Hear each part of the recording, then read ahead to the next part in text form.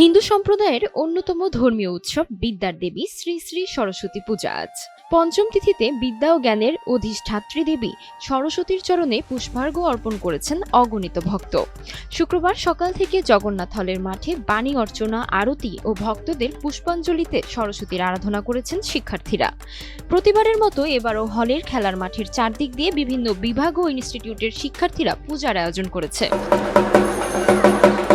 ঐতিহ্যগতভাবে বিশ্ববিদ্যালয়ের জগন্নাথ হল এ পূজার মূল কেন্দ্র হিসেবে পরিচিত হয়ে আসছে। এবার জগন্নাথ হলের উপাসনালয়ে 2 দিন ব্যাপী এই আয়োজনে থাকছে পুষ্পাঞ্জলি প্রদান,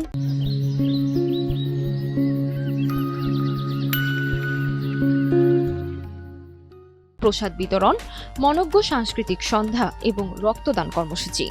এছাড়া হলের ভেতরে 2 দিন ব্যাপী দর্শনার্থী শিশু কিশোরদের চিত্ত বিনোদন উপযোগী বেশ কিছু রাইড, খেলনা ও খাবারের দোকানের ব্যবস্থাও রাখা হয়েছে এবারের পূজায়।